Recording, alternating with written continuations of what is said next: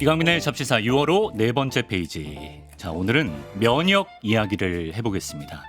천연두나 흑사병, 알레르기, 독감, 코로나, 심지어 암까지 인간은 끊임없이 질병과 싸워왔죠. 놀라운 건 그 수많은 싸움의 상당수를 우리가 면역이라는 방어 시스템으로 또 의학의 힘으로 버텨내고 이겨왔다는 겁니다. 자, 면역은 대체 무엇이고 우리는 어떻게 면역이란 걸 발견하고 또 발전시켜 왔을까요? 의학과 과학을 넘나들며 면역학에 대한 연구를 하고 계신 분입니다. 카이스트 의과대학원의 신의철 교수님을 모셨습니다. 교수님 안녕하세요. 네, 안녕하세요. 반갑습니다. 간단히 소개 부탁드릴까요? 예, 저는 카이스트 의과학대학원에서 면역학을 가르치고 연구하는 신의철입니다. 반갑습니다. 나와주셔서 감사합니다. 불러줘서 감사합니다. 예, 인상이 너무 좋으시네요. 예.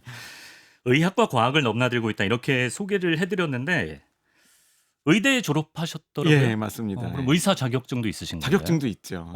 그럼 뭐 의사의 길을 간다든지 예. 선택지가 많았을 것 같은데 예. 어떻게 이렇게 면역학 쪽의 권위자가 되셨는지. 저는 이제 의과대학에 들어갈 때부터 예. 약간 의사보다는 과학자가 되고 싶은 마음이 컸어요. 그러셨어요. 예, 근데 이제 아버지의 권유로 의대를 가게 됐는데 이제 원래 제가 가지고 있던 관심을 계속 가지고 있다가 그러니까 뭔가 이제 과학자의 길을 갈 수는 없을까 하다가 면역학의 첫 시간, 수업 시간 첫날 이제 강의하시는 교수님께서 강의를 너무 잘하시거든요. 예. 그걸 듣고서는 이거다. 이게 내 길이다. 이걸 해야겠다. 하고 나서 이제 그 의대생일 때 그 면역학 연구실을 방학 때 가서 이제 약간 연구를 배우겠다고 한 거예요. 하다 보니까 재밌을 것 같아요. 졸업한 다음에 인턴 레지던트 이런 걸 안 하고 이제 대학원을 진학해가지고 이제 면역학자의 길을 가게 됐습니다. 다 이렇게 밀고 나가시는 그 대단하신데요. 지금은 이 신의철 교수님이 국내 면역학 연구 대표하는 정말 연구자 중에 한 분이시고 또 이제 코로나 팬데믹 때도 면역학 연구를 통해서 이제 방역 정책 수립하고 백신 개발하는데 큰 기여를 하셨습니다. 오늘은 이제 신의철 교수님과 그래서 인류가 바이러스와 어떻게 싸워왔는가, 또 면역학은 어떻게 발전해 왔는가에 대해서 또 이야기를 나눠보면 좋겠는데요. 일단 좀 역사적으로 접근을 해보겠습니다. 인류 최초의 백신 그리고 면역학의 시작이 된 지점은 어디서부터라고 봐야 그렇죠. 될까요? 그러니까 우리가 어떤 학문을 얘기할 때 그것이 시작이 몇 월 며칠입니까? 뭐 이런 거는 약간 좀 있을 수가 없는 질문과 대답이잖아요. 근데 하지만 이 면역학은 그래도 다른 학문에 비해서 이런 역사적으로 분명한 좀 터닝 포인트들이 있습니다. 그렇습니까? 그런데 그거를 얘기하기 전에도요. 우리 이런 얘기 하잖아요. 옛날 할머니들도요. 홍역은 아이들이 되게 걸리는데 한 번 걸리면 다시 안 걸린다. 이런 걸 삶의 지혜로 알고 계셨어요. 너 홍역 치렀어 이번에. 그렇죠. 홍역 치렀다고 생각해라. 이제 한번 이제 안 좋은 일 겪었으니까 다시 안 걸릴 거야. 뭐 이런 느낌인 거잖아요. 그 얘기가. 그러니까 사실은 면역의 원리는요. 인간이 아주 옛날부터도 그 경험을 어느 정도 알고 있었던 거예요. 이런 얘기가 그래서 아주 옛날에 무슨 투키티데스의 펠로폰네소스 전쟁사 이런 얘기가 나옵니다. 나옵니까? 무슨 병에 걸려서 다시 안 걸리기 때문에 뭐 어쩌고 저쩌고 그래서 전쟁의 향배를 바꾸고 이런 얘기들이 나와요. 과학적으로 접근을 안 했을 뿐이지. 그렇죠. 그건 다 알고 삶의 있었군요. 지혜 같은 거였던 거죠. 하지만 그런 거는 이해를 하고 있는데 이것이 뭐 어떤 식으로 되고 무슨 세포가 어떻게 되고 이거는 그 당시에 몰랐던 거죠. 그런데 오히려 이제 이것이 어떤 세포가 그렇고 어떤 분자가 그렇고 이걸 요즘에는 그렇게 설명을 하지만 이제 오히려 면역학은 약간 시작이 약간 선우가 바뀐 것 같아요. 다른 학문들은 이걸 잘 이해한 다음에 그때 이제 이용을 하기 시작했어요. 응용을 나중에 하는데 어떤 공학적으로나 이제 응용적으로 했는데 면역은 아직은 이게 무슨 세포나 분자가 있는지 모르겠는데 이 현상이 너무 재밌으니까 이 현상을 한번 이용해 봐야겠다. 이것이 어떻게 본다면 좀 넓게 보면 이것이 이제 면역학의 시작이었습니다. 그 재밌는 현상이 뭐였습니까? 아까 이제 어떤 한 병에 걸리면 뭐 그런 거라든지 이제 딱 회복이 되면 다시 안 걸린다. 경험으로 터득한 것. 그렇죠. 그래서 이제 뭐 어떤 역사, 의학사 같은데 보통 많이 이제 이제 아이들도 많이 듣는 이제 위인 중에 한 분이 에드워드 제너라는 사람이 있어요. 에드워드 제너? 저는 조금 생소한데요. 그래요? 제너의 종두법. 종두법. 종두법. 그러니까 이제 제너까지는 몰라도 종두법은 또 들어봤을 것 같아요. 그래서 제너의 종두법이라는 게 이제 이것이 영국 사람이었거든요. 시기적으로는 그러니까 아까 시작점을 얘기할 수 없다고 얘기했지만 이분이 한 거가 1796년이에요. 그러니까 1800년이 되게 몇 년 전인 거죠. 그러네요. 이제 요럴 때 그분이 한 게 뭐였냐면 그 당시에 천연두가 굉장히 이제 그건 전 세계 어디나 많이 유행을 했습니다. 마마라고 하는. 맞습니다. 천연두가 근데 요즘에는 그것과 저도 그 단어가 더 익숙한데 또 어떤 경우 그게 일본식 한자어라고 그래가지고 요즘에 표준어가 두창으로 바뀌긴 했어요. 아, 천연두 대신 두창을 그래서 좀- 천연두, 아. 두창, 마마가 다 같은 뜻입니다. 예, 예. 이것이 꽤 그래도 사람을 또 많이 좀 이렇게 사망에 이르게 할 수 있는 중요한 병이거든요. 예. 근데 그래서 이 제너는 뭘 했냐면은 네. 이 천연두 바이러스는 이제 인간한테 특화된 질병의 바이러스거든요. 네네. 근데 지금에 와서 보니까 알고 있는 거게 된 거지만은 소에도 약간 비슷한 병이 있는 거예요. 소도 비슷한 예. 병을 앓는다. 그래서 소는 그 이름이 우두인 거예요. 그게 우두. 소우자를 써가지고. 예. 그러니까 지금 와서 보면은 많은 포유동물들이 네. 자기한테 특화되게 적응된 천연두가 다 각각 있는 거예요. 아. 그러니까 각각 있지만 네. 약간은 좀 친척 바이러스겠죠. 아. 이제 지금의 지식으로 설명한 거지만 네네네. 그 당시엔 어떻게 했냐면은 이미 사람들이 시골에서 알고 있었어요. 소의 젖을 짜는 처녀들이 네. 하다 보면 가끔 우두에 걸리는 거예요. 아, 사람도 우두에 걸릴 때가 예, 있고. 근데 예. 우두는 소에 특화된 거니까 그렇죠. 예. 사람한테 가끔 감염은 되는데 심각한 병을 안 일으키는 거죠. 아, 그냥 사람한테 걸렸을 땐 심각하진 않다. 왜 너무 네. 이거는 소에 특화된 거니까 예, 예, 예. 뭐 물집 정도 나는 거죠. 네.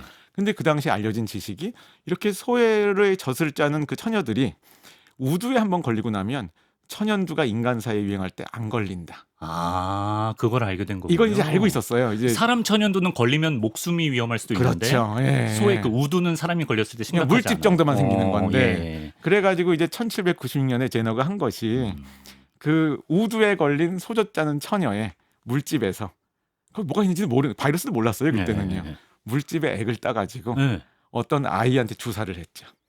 그랬더니 그랬더니 얘가 아주 가볍게 우두는 알았겠죠. 네.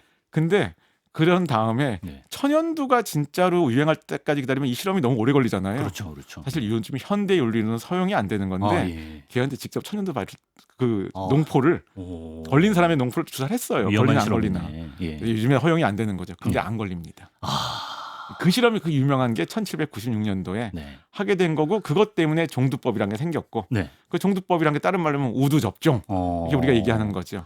이제 그것이 그렇게 시작된 거가 어떻게 본다면 왜 그런지 몰랐지만 네. 응용을 하게 돼서 면역을 오히려 응용에 먼저 이용한 거죠. 그러네. 그 역사의 시작이었던 겁니다. 근데 이게 지금 개념으로는 뭐 당연히 말이 되는 건데 네, 네. 그때는 이제 소 그 우두에 걸린 환자의 막 그 물집에서 액을 네, 빼가지고 다시 몸에 넣는다는 네. 게 뭐 약간 좀 엽기적이게 느낄 하지만 수도 또 있어. 이거 생각해야죠. 이게 지금 예. 몇 년 전이에요. 그러니까 200년이 더 된 전이죠. 200년 넘었죠. 또 그걸 또 감안해야죠, 예. 사실은. 아, 그때 뭐 분위기 자체도 약간 좀 그런 게 있었나요? 예. 근데 예. 사람들이 사실은 지금 말씀하신 것처럼 지금 우리는 원리를 알고 이제 그걸 보더라도 약간 어떤 면에서는 또 엽기적이라고 하지만 그 당시 사람들도 약간 엽기적이라고 생각을 했던 거예요. 예. 동물 걸 막 사람 접종을 해? 깨름칙할 것 같아요. 그렇죠. 이제 예. 그런 것도 있긴 있었던 거죠. 예. 하지만 예. 위대한 발견, 종두법을 발견하는 예, 계기가 예, 되었습니다.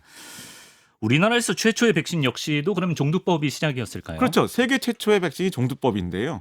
이게 효과가 너무 좋은 거예요. 그래서 이것이 이제 세계 각국으로 퍼져나갔습니다. 네. 그래서 이 한국 국사 배울 때 네. 뭐 지석영 선생님 우리 배울 때 아, 있으시죠? 한국을 빛낸 100명의 위인들. 있어요. 예, 거기 종두지석영에 계세요. 예, 나오죠. 근데 그러니까 지석영 선생님이 한 업적은 뭐냐면 네. 종두법을 한국에 처음으로 도입한 거예요. 전파하신 분이구나. 네, 그래서 그게 네. 제가 그때 기억에 뭐 자신의 처남이 애였는데 네. 자기 가족한테 한번 접종을 한 겁니다. 아, 일본에서 가져와가지고 예. 그게 1879년이니까 네. 한 1880년이면 뭐 대충 그러네. 사실은 구한말이라고 그러지만 아직은 어쨌든 조선시대잖아요. 그렇죠. 예. 근데 그게 한 아까 때부터 시간을 보면은 100년 100년이 넘게. 100년이 안 된 시기인 100년 거죠. 가까이. 예, 안 된 시기에 그게 한국까지 도 전파가 된 거죠. 그러니까 그런 식으로 종두법은 너무 효과적이었기 때문에 전 세계로 다 퍼졌어요. 그래서 이거는 시작도 분명했지만 네. 결말도 분명한 백신입니다. 결말. 예, 무슨 얘기냐면 네. 천연두 바이러스는 어떤 면에서 약간 좀 우직한 바이러스예요. 우직하다는 게 말이 좀 이상한데 예. 우리 뭐 최근에 뭐 코로나 팬데믹 이럴 때는 네. 좋은 백신을 개발했는데 또 변이주가 나와가지고 앞에 맞았던 백신이 무력화되고 맞습니다, 또 맞습니다. 이런 얘기 하잖아요. 예. 천연두 바이러스는 변이를 못해요. 변이를 못해요. 예. 그러니까 좀 정직한다. 그러니까 우직하다, 그냥 정직하다. 그러니까 말하자면 인간이 좋은 그렇게 무기를 개발했는데 네. 얘는 변할 줄 모르는 대응을 거예요. 못하는구나. 그러니까 너무 효과적으로 이게 우리가 대응을 하게 된 거죠. 무기 하나로도. 예. 예, 제압. 그래서 네. 이거를 계속 전 세계가 전파가 된 거예요. 네. 한 1950년대에는 이 천연두 바이러스를 아예 인류에 절멸시키자. 그래서 약간 그 당시에 냉전 시대인데도 미국 소련 과학자들이 또 이거를 또 이렇게 협업을 했어요. 그래서 결과적으로 전 세계에서 1977년도에 소말리아에서 마지막 환자가 나온 다음에 이제 환자가 없습니다. 아, 그럼 종식이 공식적으로 됐고, 선언된 거고. 1980년도에 WHO가 네. 이제는 이제 천연두 바이러스라는 거는 이제는 지구상에 없다. 그 무서운 마마를. 아, 그렇죠. 그러니까 이게 지금까지도 한 종의 어떤 바이러스를 인류의 어떤 노력으로, 인간의 노력으로 절멸시킨 첫 번째 사례이자 마지막 사례입니다. 두 번째 사례가 아직 없어요. 마지막 사례이기도 하군요. 예, 아직까지. 엄청난 일이네. 예, 미래 또 있을지 모르겠습니다만. 예. 예. 그렇군요. 근데 이제 당시에는 이제 바이러스는커녕 세균에 대해서도 그렇게 막 맞아요. 예, 잘 모르던 예. 시절일 것 같은데 세균을 통해서 질병이 생긴다는 사실은 언제 알려진 겁니까? 이제 그 얘기가 이제 결국은 한 1880년 요 전인데요. 그 얘기를 하기 전에 네. 아까 이제 아까 그 종두법부터 어떻게 이어지는지 좀 더 설명드린 다음에 좋습니다. 세균 얘기를 네. 말씀드려야 될 것 같아요. 네. 이 종두법의 의미를 제가 어떻게 이제 부여했냐면은 이 종두법은 뭐 이게 왜 그런지도 모르는데 그 현상을 자연상을 잘 관찰해서 그대로 약간 흉내내서 아주 위대한 업적을 한 거잖아요. 맞아요. 예. 사실은 1880년대, 1800년대, 네. 그러니까 19세기죠. 네. 그 중간에도 아직은 원리를 모르는데 이런 식으로 이용을 조금씩 했어요. 이런 비슷한 사례들이. 그래서 그 당시에 좀 활약했던 사람이 제너보다 아주 나중 사람이죠. 네. 그러니까 19세기 중반에 활약한 사람인데 프랑스의 파스테르. 파스테르 많이 들어보셨잖아요. 제가 그 우유 먹고 자랐습니다. 네, 그러니까 예. 파스테르 하면 많이 우유를 생각하잖아요. 예. 근데 실제로 파스테르의 업적 중에 하나가 예. 그 우유나 와인 같은 걸 맛을 안 상하게 하면서 저온으로 살균하는 법을 개발한 게 있어요. 아, 그래요? 그러니까 그게 우유가 그게 상품명이지만 네. 거기 귀한 게 있습니다. 일리가 실제로 있네요. 있는데 예. 그분의 이제 워낙 이 업적이 많거든요. 네. 그거는 제가 보기엔 좀 더 사소한 업적이고 아, 그래요? 좀 더 중요한 업적들이 많이 파스테르의 있어요. 진짜 중요한 업적은 뭔가요? 몇 가지가 있는데 예. 이것도 있죠. 오늘 주랑 약간 다르긴 하지만 백조의목 플라스크라고 해가지고 그건 뭐냐면은 세균은 네. 항상 세균에서만 나온다. 생물은 항상 생물에서만 나온다. 아무리 영양분이 많아도 네. 생물은 자연 발생을 못한다. 아, 자연 발생을 못한다. 이거가 생각보다 19세기까지 그 논쟁이 있었던 거를 그렇군요. 완벽하게 이 사람이 이걸 이제 클리어한 답을 준 게 아주 제일 위대한 업적이에요. 근데 예. 오늘은 그 얘기는 안 하고요.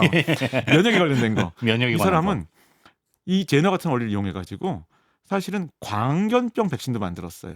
광견병이요? 네, 몇 가지 백신을 만들었는데 예. 광견병 같은 건 진짜 제가 보기엔 되게 위대하다고 생각하는 거가 네. 그것도 바이러스의 일종이거든요. 네. 그게 광견병은 흔하게 있는 건 아니지만은 그 당시에 이제 유럽의 시골에서 무서워하던 병이었습니다. 뭐 미친 개한테 물려가지고 이제 바이러스가 옮아서 사람도 나중에 이제 이 바이러스가 뇌까지 가거든요. 근데 이거에 대한 백신을 사실은 그때도 바이러스의 존재도 몰랐어요. 근데 어떻게? 근데 백신을 만들었어요. 네. 그게 위대한 거죠. 뭐 어떻게 했는지 알려주실 수 네, 있나요? 그러니까 이제 예. 이 사람은 뭔가가 있을 거다 네. 해서 그러니까 그 당시에도 약간 세균이나 세균 같은 그런 감염체 개념은 좀 있었거든요. 예. 이런 게 이제 있을 거란 생각에서 네. 그 아까 말한 광견병에 걸린 그 개를 개의 브레인을 갈아가지고 뇌를 그거를 갈아서 토끼의 뇌한테 주사를 해본 거예요. 아, 그런 방법을 썼어요. 그랬더니 예. 토끼가 약간 그런 식으로 약간 또 병이 생기는 거예요. 네네. 근데 이거를 계속 이제 개대를 합니다. 예. 또 다른 토끼에, 예. 또 다른 토끼에 예. 이렇게 하다 보니까 아까 비슷한 원리를 자기가 일부러 더한 거예요. 뭐냐면은 광견병 바이러스가 원래 개나 이제 뭐 사람한테 감염이 될 수 있지만 토끼에 너무 이제 특화가 돼 버린 거예요. 아. 그러니까 네. 토끼에 점점 적응을 잘하다 보니까 예. 얘는 토끼는 잘 이렇게 죽이는데 병을 일으키는데 네. 더 이상 이제 사람 같은 데는 이게 이제 아, 병원성이 그럴 수가 있어요. 예, 너무 한 곳에 너무 특화돼 버리니까. 그러니까 바이러스 입장에서 너무 좋은 보금자리를 예, 찾 그냥 예. 광묘병이 됐네요. 예, 이제 그러면서 그런 걸 예. 적당히 이렇게 불활화 시켜가지고 이거를 이제 광견병 그 개에 걸린 애한테 네. 이걸 주사를 했어요. 예. 사람한테. 네, 사람한테. 네. 근데 그건 좀 특이한 거가 네. 광견병은 이제 미친 개한테 물려도 네. 이게 이런 데서 물린 다음에 뇌까지 가는데 시간이 걸립니다. 그러니까 이게 다음날 이제 알 수가 증상이 없어요. 생기는 게 예, 아니에요. 예. 그 사이에 그 백신을 준 거예요. 네. 그랬더니 그 소년이 네. 광견병이 안 생겼어요. 안 생겼어. 그래서 이게 유명한 또 이거가 네. 그 첫 번째로 혜택을 받은 그 소년이 네. 나중에 그 파스테르 연구소의 그 수의였다. 이제 이런 얘기도 있어요. 있습니다. 아, 진짜로. 그래요? 예. 그래서 근데 이제 이런 것들은 되게 위대한 업적이에요. 그러네요. 근데 여기까지만 하더라도 제너에서 이어지는 거지만 이게 면역을 뭔가 학문으로 너무 이렇게 정교하게 발전시켜서 했다라기보다는 네. 이 사람들이 어떻게 보면 더 위대하기도 한데 네. 약간 그런 현상들을 잘 이렇게 좀 그러네. 관찰해서 이용을 한 거죠. 예. 근데 이제 오늘 좀 더 말씀드리고 싶은 거는 이게 이제 어떻게 좀 더 체계적으로 아무리 이제 이런 선각자들이 있지만 이런 것들이 뭐 세포가 어떻고 이제 분자가 어떻고 이렇게 되면 좀 더 잘 이용하게 됐을 거 아니에요. 네, 나중에 그렇죠. 이런 시발점이 더 중요합니다. 예. 그것이 아까 질문하신 예. 세균에 대해서 어떻게 발견하고 이제 이어지는 거예요. 예. 근데 그래서 이제 원래 유명한 그 세균학자가 네. 로베르트 코흐라는 사람이 있어요. 코흐. 네, 이거 들어보셨을 것 같아요. 탄저병. 예, 들어보셨네요. 예. 그래서 이 사람이 독일 사람이었는데 예. 독일 의사였는데 네. 이 사람의 업적을 보통 아주 한마디로 의학사에서 얘기할 때 세균이 질병을 일으킨다는 걸 처음 발견한 사람이라고 얘기를 해요. 아, 그게 코흐입니까? 예, 근데 그 약간 좀 너무 단순하면 정보가 좀 누락되는 게 있죠. 예. 사실 이게 좀 그런 정보예요. 아, 예. 그러면 그 전에 이 사람이 그 업적을 한 게 1876년이거든요. 그러면 그 전에 사람들이 세균이 질병을 일으키는 걸 몰랐냐? 감이 좀 있었어요. 감은 있었다. 그러니까 예. 이제 그 더 옛날에는 네. 약간 세균은 생각도 못 하고 네. 어떤 안 좋은 공기 미아즈마라고 그래가지고 도끼가 질병을 일으킨다 이런 얘기가 있었던 시대도 있었지만 네네네. 이제 그 코우가 그걸 발견하기 직전만 되더라도요. 예. 사람들이 세균 같은 게 질병을 일으킬 거라는 생각을 하고 있었어요. 그렇군요. 했는데 예. 다만 이 사람이 한 게 뭐냐? 네. 지금의 시각에서 보면은 네. 콜레라를 일으키는 균이 따로 있고 결핵을 일으키는 균이 따로 있고 탄저병을 일으키는 균이 따로 있고 이거 우리는 지금 그렇게 알고 있단 말이죠. 네. 이런 것들을 딱 발견한 사람인 거예요. 특정 질병을 일으키는 균이 병균은 따로 있다. 그렇죠. 아. 네. 그래서 이 사람이 1876년도에 한 업적이 네. 사실 인간한테 질병을 일으키는 중요성으로 보면 그렇게 큰 건 아닌데 예. 그래도 이제 동물들에 주로 감염하고 사람을 좀 가끔 감염하는 거지만 네. 탄저병이라는 게 있습니다.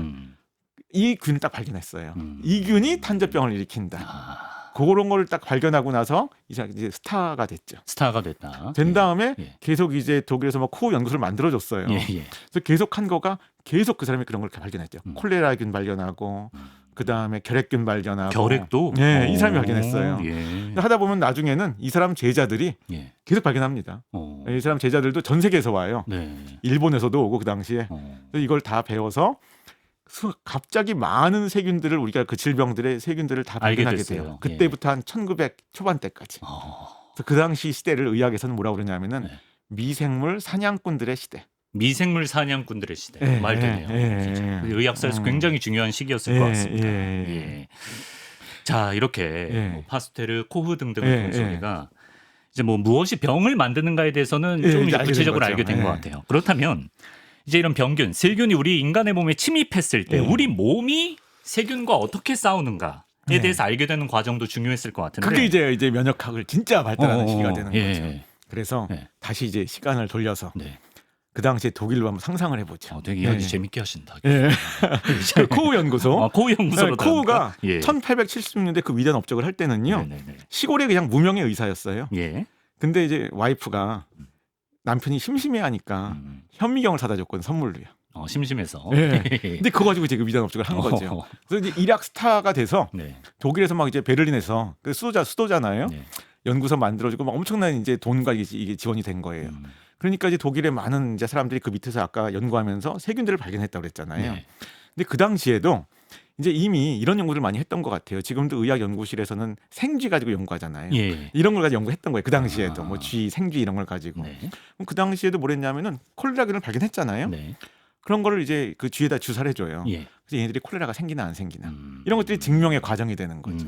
이런 것들은 약간 면역학보다는 미생물학, 세균학의 실험이었던 거죠. 그런데 하다 보니까 면역학이 저절로 알게 됩니다. 어떻게요? 왜냐하면 연구자들이 생쥐 10마리에다가 콜레라를 딱 넣어줬어요.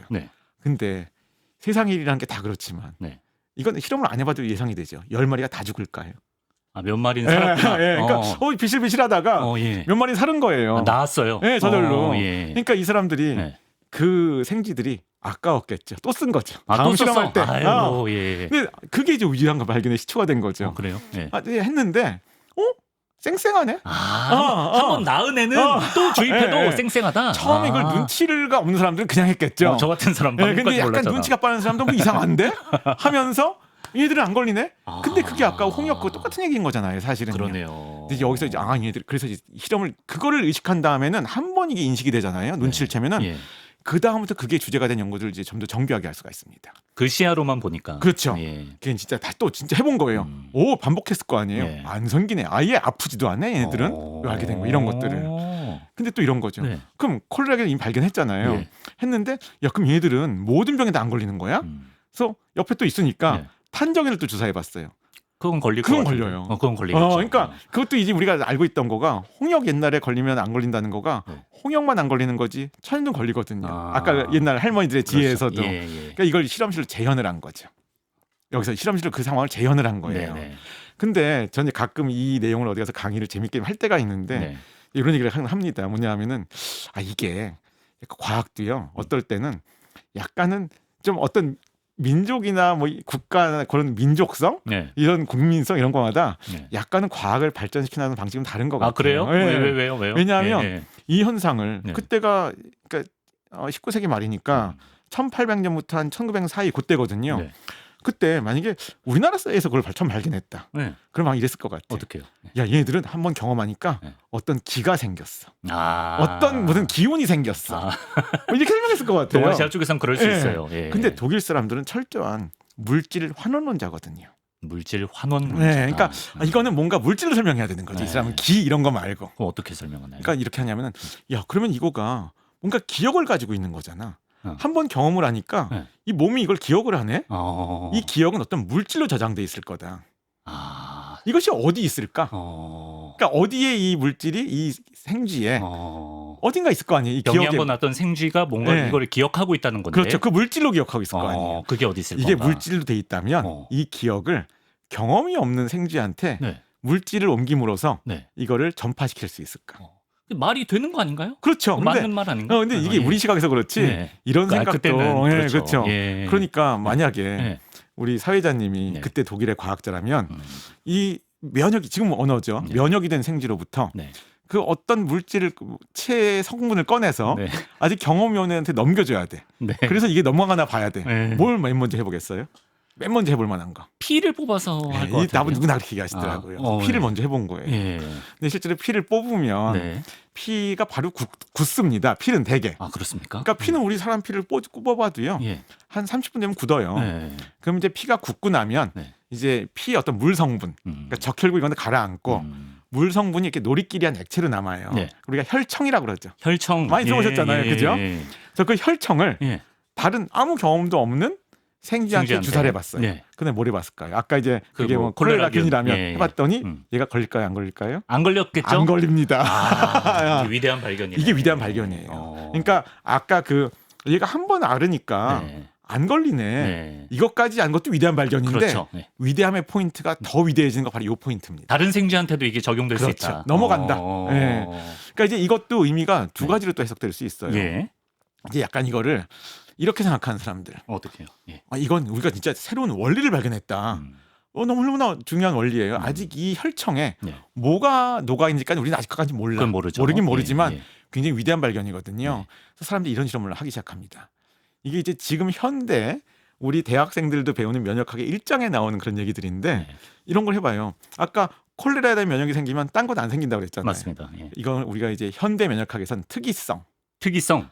금방 이해되시죠? 네네네. 이건 특이성이 있다. 예. 그 다음에 이 현상 자체는 면역은 기억이라는 게 있다. 기억. 그러니까 이게 면역의 3대 특징을 우리 이렇게 학생들이 배우거든요. 네네. 특이성, 예. 기억. 예. 이게 그때 다 나온 겁니다. 이제. 그때 이미 1900년도가 되기 전에. 오. 예. 근데 아까 그 이제 피를 뽑아서 혈청을 네. 주입했을 때 다른 네. 생쥐도 감염이 안 되는 게 그게 백신의 원리인가요? 그렇죠. 근데 네. 이것도 약간 세밀하게 얘기하자면 예. 바로 이제 너무 앞서 나가시는데 너무 앞서나가네. 궁금해서. 예. 예. 이게 이제 제가 한 거가 이렇게 예. 어떤 사람들은 이 원리가 궁금하겠죠. 네. 하지만 또 어떤 사람들은 이 현상을 이용할 수 없을까. 어. 그게 이제 약간 제가 두 번째로 말씀드리려고 예, 했던 말씀하시죠. 거예요. 예, 예. 똑같은 것도 이제 원리를 궁금한 사람들이 있고 응용하고 싶은 사람들이 있는 거죠. 어떻게 응용할 수 그치, 있죠? 응용할 때도 예, 예. 백신이라고 하셨는데 이걸 좀 세 분을 해야 됩니다. 세밀하게 나눠봐야 돼요. 네. 뭐냐면은 이 마우스가 이 생쥐가 네. 한 번 걸렸는데 안 걸리네. 다시 안 걸리네. 경험했더니 기억하니까요. 그게 이제 백신의 원리예요. 네. 옮겨주는 건 좀 다른 원리입니다. 아. 그래서 옮겨주는 건 말고 네. 얘가 한 번 걸리니까 안 걸리네. 네. 이게 백신의 원리예요. 예. 근데 이미 인류는 그 당시에 제너의 얘기도 알고 있고 파스텔의 얘기도 알고 그렇죠. 있잖아요. 예. 이건 그걸 재현한 거거든요. 네. 그 실험까지는. 네. 그러니까 이제 어떻게 하냐면은 사람들이 야 이렇게 이런 걸 잘 이용하면 백신형을 만들 수 있겠다 생각을 했는데 네. 내가 그걸 하자고 네. 살아있는 세균 같은 걸 넣으면 그건 너무 위험하잖아요. 그러니까 어떻게 하냐면 세균을 죽인다든지 해서 세균의 성분은 남아 있는데 아. 위험하진 않게 그럴 그래서 수가 있군요. 그렇게 해서 네. 넣어주는 거죠. 아. 저는 그래서 어디 가서 이제 쉽게 강의를 할 때 네. 백신은 네. 가짜 감염을 시키는 거다라고 얘기를 합니다. 가짜 감염. 예, 그러니까 감염을 진짜 하는 건 위험하니까 예, 면역을 예, 부여하고자 예, 예.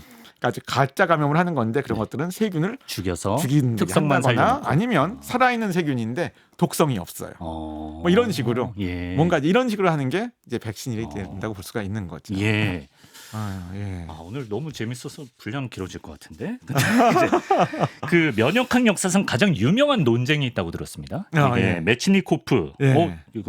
그 유제품 브랜드. 예, 예, 예. 그리고 이제 파울 에를리히라는 예, 그 두 분의 예. 논쟁이라고 하던데요. 근데 이 두 분의 논쟁을 먼저 얘기하고 얘기를 드릴까요? 교수님 흐름대로 갑니다. 예, 교수님 예, 흐름대로 가죠. 예. 좀 아까 그래서 백신의 원리를 말씀드렸잖아요. 예. 그런데 아까 이거 넘겨준 거, 혈청을 넘겨줬더니 그렇죠. 얘기가 안 된 거. 그거는 잘 생각해 보면은 뭐의 원리가 되냐면은요.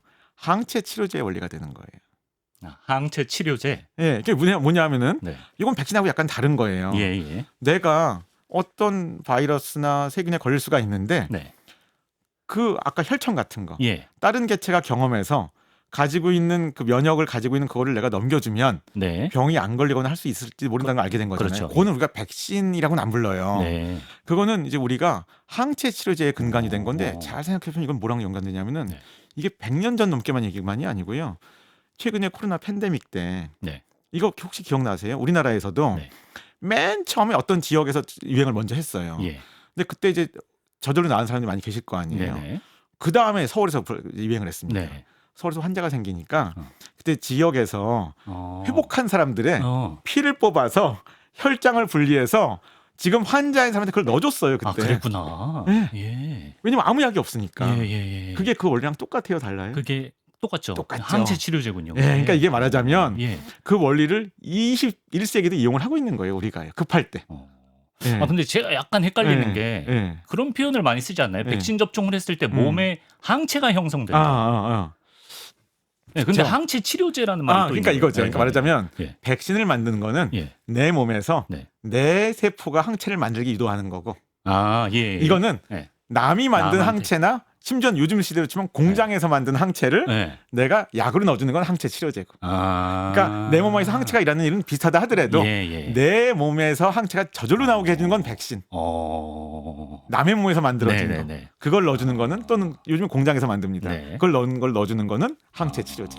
그래서 이제 면역학의 위대한 발견을 어떻게 응용할까 했을 때 백신으로 응용하는 거, 그리고 항체 치료제로 응용하는 그렇죠. 거, 이런 게 있는 거네요. 예, 이제 이런 얘기를 나중에 또 이제 말씀드리겠습니다만 좋습니다. 여기까지가 이제 말씀드린 거 되겠어요. 네네. 그래서 제 흐름을 좀 바꿔서 죄송하긴 합니다만 아닙니다. 아까 얘기한 걸 들어가 보죠. 위대한 논쟁. 네, 이제. 무슨 논쟁인지 궁금해요. 자, 그래서 이 당시에 뭐가 있었냐면은요. 네. 그 이제 그 20세기가 되기 전에 아까 요 시대가 다 언제냐면은 1880년대, 90년대 그러니까 1900년대가 되기 전의 얘기들이에요. 네. 이럴 때가 이제 면역학이 제대로 이제 학문을 체계를 이제 갖춰간 건데 이때 이제 세계사적으로 유럽에서 보면은 프랑스와 프로이센의 전쟁이 있었습니다. 우리가 뭐 보불 전쟁 뭐 이런 얘기 하는 거죠. 네. 그때 이제 그 프로이센군이 파리까지 점령을 하고 아무튼 막 이제 그런 시대인 맞아요. 거거든요. 제가 알기로도 제가 요즘에는 안 그렇지만은 그 당시에 이제 프랑스와 독일의 그 민족 감정은 소위 전통적인 한일 감정보다 더 이제 약간 이런 걸로 제가 알고 있거든요. 그래서 그 당시에 이건 면역학의 문제인데 거기 두 학파가 생겼어요. 아까 이제 그 파스테르가 위대한 학자였는데 파스테르 프랑스 사람이죠. 그 사람이 이제 파리에 파스테르 연구소가 생겼습니다. 거기를 중심으로 한 학파가 있었고요. 그 다음에 아까 그 코흐 독일 사람이죠. 베를린에 그 두 학파가 있었는데 크게 보면 독일 학파와 프랑스 학파인 거예요. 이제 독일 학파는 아까 혈청을 내가 옮기니까 됐다고 그랬잖아요. 그러니까 그때 그거를 우리가 뭐라고 그랬냐면 지금 언어는 그게 항체인데 그때 항체라고 안 불렀어요. 그럼요. 항체가 녹아 있는 혈청이니까 항혈청이라고 불렀어요. 항혈청. 뭐 항콜레라 혈청, 항장티푸스 혈청 이런 식으로. 이제 그 항혈청을 가지고 요즘 언어로 치면은 항체가 중요하다는 거죠 면역에. 이거를 연구한 이제 일파들이 이제 독일 학파였던 거죠. 그때 이제 그거의 가장 선두주자가 이제 파울 에을리라는 사람이 있었어요. 그 사람이 이제 그런 걸 가지고 주로 연구를 많이 했습니다. 그런데 또 다른 학파 하나 있었어요. 그게 이제 프랑스 쪽인데 시작은 프랑스 사람은 아니었습니다. 러시아 사람이었어요. 일리아 메치니코프라는 메치니코프. 사람. 예. 메치니코프도 유산균으로 유명하죠. 맞아요. 예. 근데 이 메치니코프도 나중에 노벨상을 받았는데 네. 노벨상을 받은 건 유산균 업적이 아니에요. 이 사람은 이 유산균 업적은 네. 노벨상 받고 나서 말년에 말년에. 그러니까 한 거고 예, 예. 약간 취미 연구 같은 걸로 한 거고 예. 진짜 이 사람이 노벨상을 받을 만큼 위대한 업적은 네. 대식 세포의 발견이었습니다. 중요한 것 같다 뭔가 대식 세포. 예, 그러니까 이게 뭡니까? 예. 이제 면역학이 또 다른 점을 처음 나온 거거든요. 예. 지금 우리가 면역 같은 거를 네. 막 초등학생한테도 제가 가끔 강의할 때가 있거든요. 항체는 설명하기 좀 힘들어요. 초등학생들한테는. 예. 이제 초등학생한테 가장 쉬운 게 뭐냐? 세균 같은 걸 무조건 내 몸에 원래 있는 세포인데 예. 세균 같은 걸 개걸스럽게 잡아먹는 대식 세포. 막 잡아먹습니다. 대식 진짜 대식 가할 때 대식이에요? 그거예요. 그래서 세포를 잡아먹어요? 대식이 영어를 그대로 번역한 건데 매크로파지라고 그러거든요. 매크로가 크다는 뜻이고요. 파지가 먹는다는 뜻의 라틴어입니다. 대식도 그래서 한자어도 클 자에 먹을 식자예요. 그러니까 얘가 세균을 먹어요? 세균을 먹어요. 그러니까 얘네들은 우리 몸에 다 있습니다. 얘네들이 세균 같은 거 막 먹어요. 좋은 건 나쁜 세균도 다 먹는. 그렇죠. 좋은 그러니까 애네. 면역에 되게 좋은 애들인 보디가드네, 보디가드. 근데 이거가 지금도 보면은 면역을 만약에 우리가 어떤 동영상으로 야 우리 몸에 이런 게 있으라고 초등학생에 보여준다고 한다면은 대식 세포만큼 직관적인 게 없어요. 세균 잡아먹으니까. 근데 이제 메치니코프가 이걸 발견했어요. 이거를 처음 발견해서 노벨상을 딴 거예요. 나중에 탄 거예요. 근데 이게 1882년인가 그때 발견을 했어요.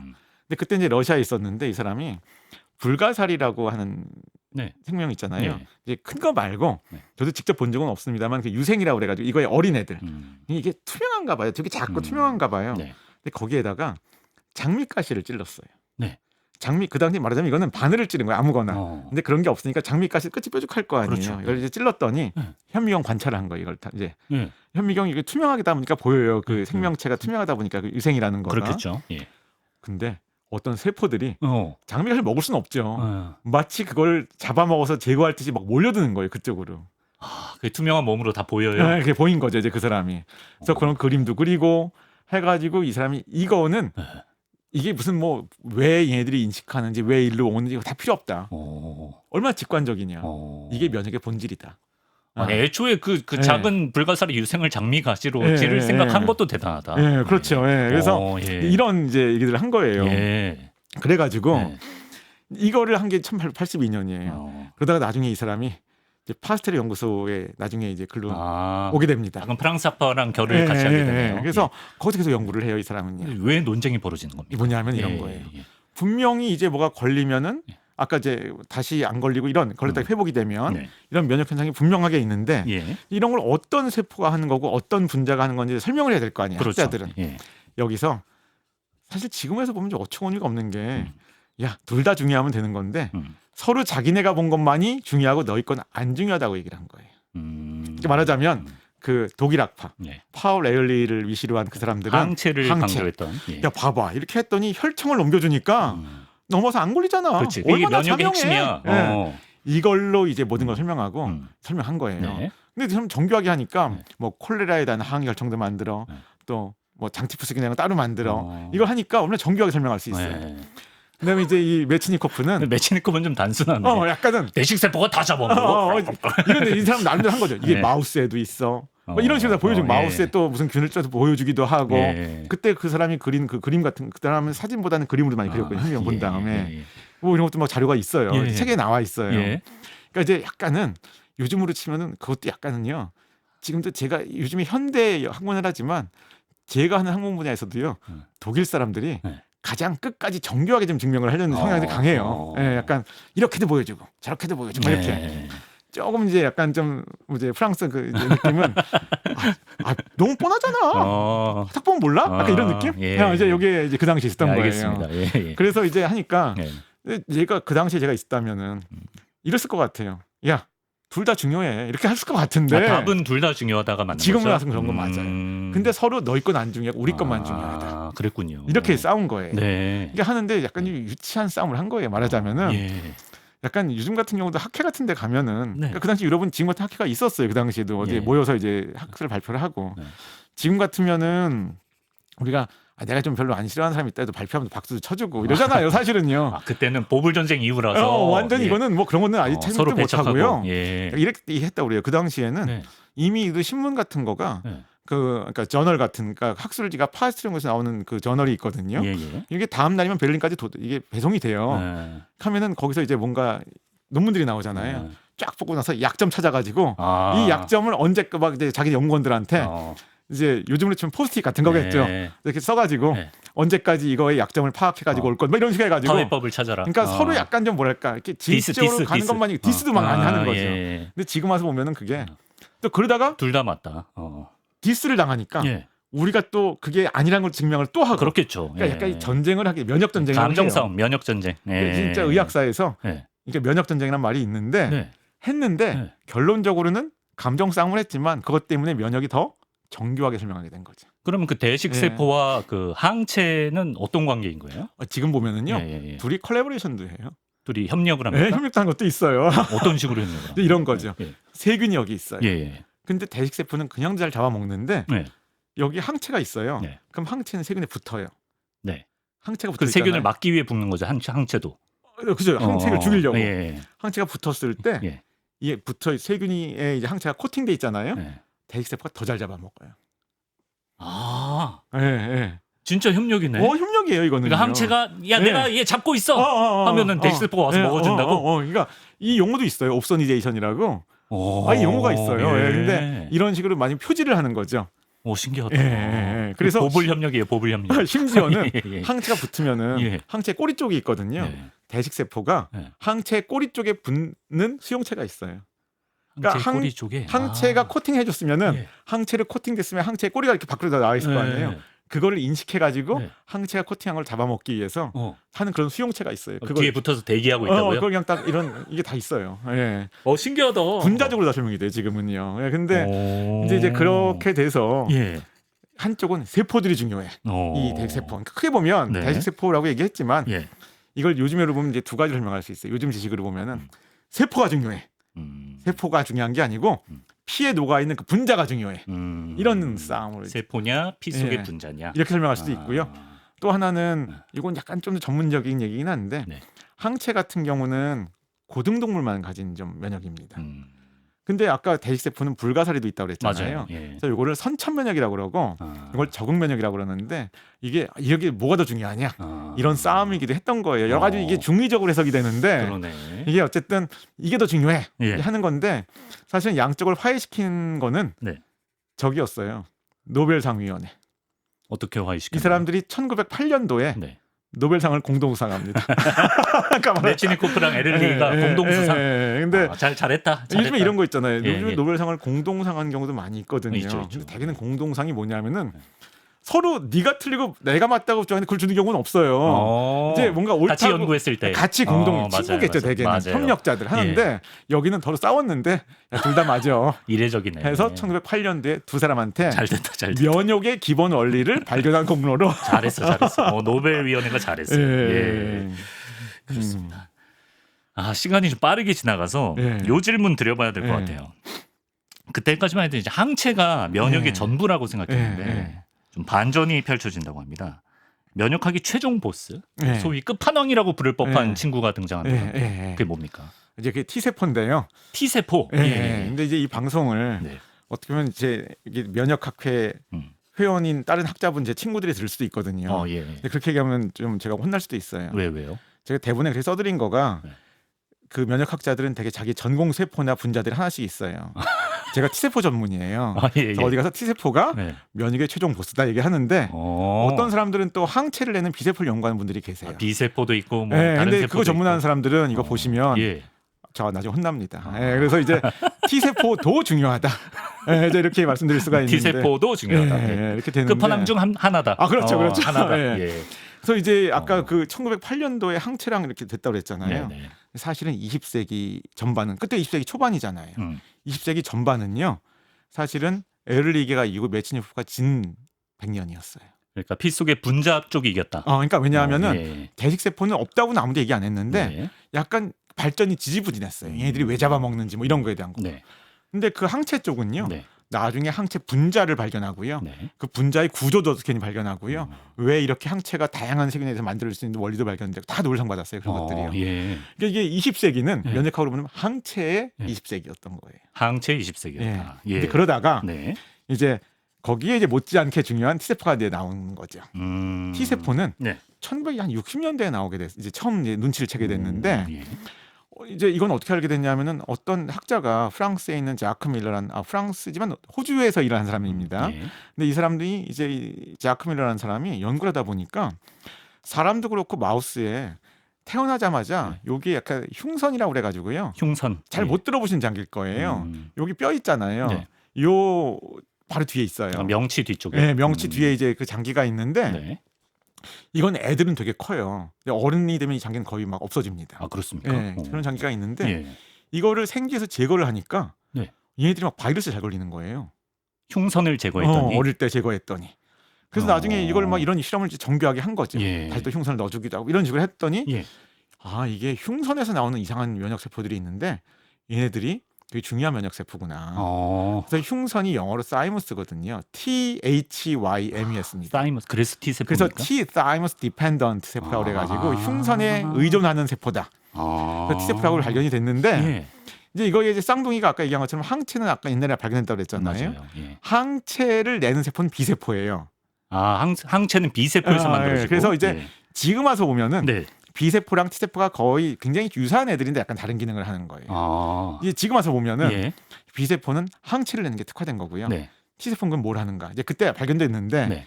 이제 차에서 이제 많은 사람들이 연구를 했겠죠. 네. T 세포는 거기도 두 가지가 이제 세분할 수가 있는데 가장 중요한 거는 네. 바이러스에 감염되잖아요. 네. 그러면 바이러스에 감염된 세포만을요 골라서 빨리빨리 죽여줘요. 바이러스에 감염된 세포만을 예. 골라서 죽이는 걸 T 세포가 합니까? 예. 예. 근데 이게 예. 면역에 왜 중요하지 금방 이해가 잘 안 될 수가 있어요. 네네. 그게 뭐냐면은 내가 이제 항체가 있잖아요. 네. 좋은. 그럼 바이러스에 내 몸에 들어오더라도 막 안 걸리게 해줄 수가 있어요. 바이러스를 자꾸 이렇게 물고 늘어져 가지고 예. 하는데 그래도 걸릴 수가 있잖아요. 하다 보면. 네. 그러면은 바이러스에 일단 걸리면은 네. 바이러스에 감염된 세포는 원래 내 세포지만 네. 얘는 한 12시간 후에는요. 네. 바이러스가 막 1000배로 늘어납니다. 거의 튀어나옵니다. 그러니까 바이러스의 공장이 돼 버린 거예요. 그럼 내가 일단은 이제 예방된 건 아닌데 네. 걸리긴 걸렸지만 내가 빨리 날려면 어떻게 돼야 돼요? 공장을 파괴시켜야 되는 거죠. 내 세포긴 하지만 그 네. 공장을 없애는 게 훨씬 유리하죠. 이게 약간 그렇죠. 영화를 보면은 네. 이런 거 있잖아요.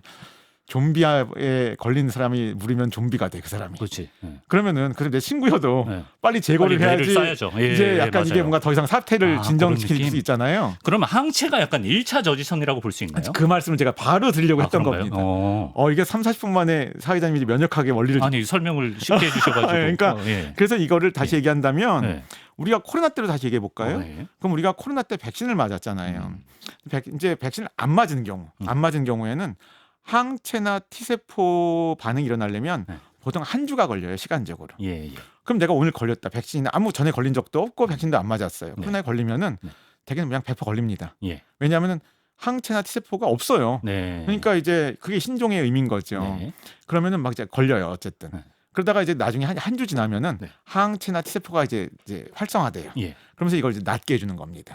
그런데 그런데 백신을 맞았거나 네. 전에 코로나에 걸렸던 사람들은 네. 이미 항체가 생겨져 있어요. 그렇죠. 그럼 내가 숨 쉴 때 옆에 사람이 재채기하는 게 들어왔어요. 예. 들어왔을 때 내 세포로 들어가기 전에 항체가 잡아줘요, 벌써.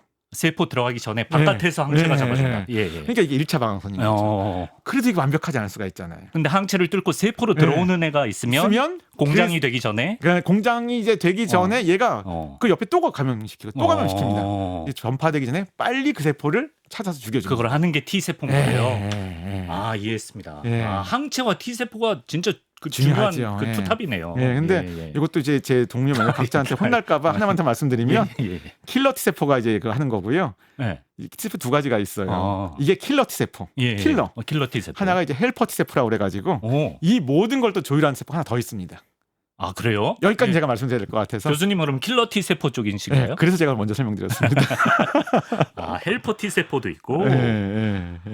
아니 근데 뭐 이렇게 뭐 킬러 T세포, 헬퍼 T세포 뭐 그리고 항체도 있고 이런 애들이 유기적으로 뭔가 협력 수비를 하는 느낌인데 그러면 세포끼리 어떻게 뭔가 소통이 필요하지 않나요? 그게 이제 사이토카인이라는 게 일을 합니다. 사이토카인. 예, 사이토카인이란 거 좀 들어보셨을 분이 계실 거예요. 사이토카인 폭풍이다 해가지고요. 이게 뭐냐 하면은 예. 이런 세포들은 자기가 어떤 활성화가 되거나 하면은 예. 어떤 분자를 내요. 자기 밖으로. 예. 근데 그 분자가 누구한테 영향을 주느냐? 옆에 있는 T세포한테 아. 영향을 주는데 네네. 이 사이토카인의 종류가 한 가지가 아니에요. 예. 그러니까 말하자면 우리로 치면은 제가 뭐 B세포고 T세포고 서로 그렇다고 친다면 예. 우리가 언어를 소통하는데 네. 우리가 한 50가지 카드가 있는 거예요. 골라 쓰는 겁니다. 아. 1번 카드에는 네. 빨리 너 지금 증식해 세포를. 음. 아니면 너 지금 빨리 항체를 빨리 내. 그러니까 사이토카인도 여러 종류가 네, 있는 거예요. 그러니까 그래서 50가지 정도가 있어요. 이 카드를 이제 던지는 거예요, 얘한테. 예. 그래서 이제 신호를 주는 겁니다. 예. 그러면 또 어떨 때는 이런 것도 있어요. 너 빨리 이쪽으로 와. 아 진짜. 이것도 있어요, 진짜로요. 예. 와. 그 다음에 너 지금 빨리 와서 이거 잡아먹어. 와. 이것도 있어요. 예. 아까 항체 낸다 그랬잖아요. 네. 오늘 깊이 안 말씀드렸지만 항체도 네. 약간 이런 종류가 있고 저런 종류가 있어요. 네. 기생충을 잘 해결하는 거, 네. 세균을 잘 해결하는 거. 네. 너 지금 기생충 쪽으로 해결하는 걸 빨리 내. 이런 것도 있고요. 이것도 있습니다. 야, 너 지금 너무 오버했어. 그만. 네. 워 하는 것도 있어요. 그럼 아까 이제 T 세포가 네. 바이러스에 걸린 세포를 죽인다고 했잖아요. 예. 그럼 T 세포가 이 세포가 바이러스에 걸렸는지 안 걸렸는지 아는 것도 그런 의사소통으로 하는 거예요. 그건 약간 다른 차원인데요. 예. 그거는 복잡해서 오늘은 복잡. 생리학. 그래. 하지만 예. 신기한 과감한 거는 생리학 좋아요. 신기한 거는 예. 바이러스에 감염된 애가 내 세포잖아요. 예. 걔네들이 자기 세포 밖으로 이렇게 내보냅니다. 바이러스 조각을. 나 바이러스 걸렸어. 나 죽여줘. 나 죽여줘. 어, 예. 보여주는 거죠. 네, 보여줘요. T 세포한테 그래서 그거를 항원을 제시한다고 그래요. 진짜로 우리말로 용어에서. 제시한다. 예. 오, 예. 정말 신기하네요. 인체라는 게. 예. 야, 알겠습니다. 근데 이제 슬슬 마칠 때가 됐는데요. 예. 뭐 뭐든 그렇습니다만 이 면역이라는 것도 너무 과하게 작동하면 문제가 생길 수 있다고 합니다. 네. 내가 스스로 내 몸을 공격하는 오류가 생길 수 있다던데요. 예. 그래서 일단은 우리가 이렇게 면역학도 네. 면역 세포들 종류가 많고 아까 사이토카인도 50여 종이 있고 복잡하잖아요. 네. 이렇게 인류가 인간이 복잡한 걸 가지게 된 건 진화론적으로는 이거는 분명히 딴 이유보다는 우리가 세균이나 바이러스와의 그 수많은 전투 속에서 이걸 가지게 된 거죠. 우리가 이득이 있으니까. 사실 우리가 오늘 뭐 감기 한 번 안 걸리고 오늘 지나갔다 하더라도 네. 이 일이 작동하고 있는 겁니다. 오늘 우리가 오늘 이 순간에도. 그러네요. 그러니까 이제 이걸과 정교한 게 있는 건데 이건 우리가 면역이 우리한테 이득이 되는 거죠. 그런데 네. 이게 이제 나를 향해서 일어나면 안 되는 거죠. 이건 철저하게 남을 향해서 일어나야 되는 거죠. 나를 향해서 일어난다는 것은 그러니까 예를 들어서 이런 면역 반응은 네. 막 세포를 잡아먹고 네. 죽이고 하는 그렇죠. 거는 네. 철저하게 바이러스나 세균에 대해서만 일어나야 되는데 적을 향해서만 해야 되는데 그냥 내 단백질을 인식해서 내 세포를 죽여. 그 멀쩡한 네. 나쁜 애가 아닌데도 네. 이런 걸 우리가 뭐라고 그래요? 자가 면역. 그게 자가 면역이군요. 나에 대한 면역. 그랬을 때 생기는 병이 자가 면역 질환이고요. 맞습니다. 이제 이런 것들이 이제 그런 거고요. 또 하나는 면역의 이제 과잉을 얘기하셨는데 이게 이제 그중에 아주 대표적인 거고요. 예. 두 번째가 알레르기. 알레르기도 면역의 과잉 때문에 면역 질환인데요. 알레르기는 남은 남이에요. 그 예. 대상이. 예. 근데 이런 거죠. 환경에 있어서 있고 나한테 별로 해가 될 것도 아니야. 세균이나 바이러스도 아니에요. 예. 꽃가루, 동물털. 남은 남이죠. 근데 면역을 일으킬 필요가 없어요, 사실은요. 여기 과잉하는 거죠. 그런 이게 차이가 알레르기입니다. 있군요. 이해했습니다. 근데 왜 그렇게 과잉하게 되나요? 이제 이거는 다음에 얘기하는 게 낫지 않을까 다음 싶기는 시간에 한데요. 저희가 또 한 시간이 더 있으니까 그거 좋습니다. 예. 근데 오히려 마지막 하나 말씀드리면은 예. 그러니까 우리가 면역을 가지고 어떤 질병을 치료한다 하더라도 네. 자가 면역 질환이나 알레르기는 면역을 좀 뭔가 억제하고 다운시키고 싶은 거고. 그렇죠. 예. 아까 세균 바이러스에 대한 건 좀 올리고 싶은 거고. 근데 올리고 싶은 거에 하나가 더 있습니다. 뭡니까? 그게? 암. 암이 의외로 면역이 작동을 합니다. 그렇습니까? 아까 킬러 T 세포가 예. 바이러스에 감염된 세포를 골라 죽인다고 그랬잖아요. 맞습니다. 얘는 자기 바이러스에 감염 안 된 건 안 죽여요. 맞습니다. 예. 아까 그 제시 때문에. 예. 근데 얘네들이 암 세포만 골라 죽일 수 있습니다. 킬러 T 세포가 예. 항암. 예. 그 얘기도 오늘 나중에. 요 정도만. 2주 동안 어떻게 기다려? 예. 참 이렇게 애간장 태우시네요. 알겠습니다. 저희가 2주 후에 1시간 더 신희철 교수님과 이 면역에 대해서 이야기 나눌 거니까 기대를 해주시면 좋겠습니다. 막 궁금한 게 막 있는데 저도 좀 참았다가 두 번째 시간에 드리도록 하겠습니다. 자, 다음 시간에 뵙겠습니다. 신희철 교수님 말씀 고맙습니다. 감사합니다.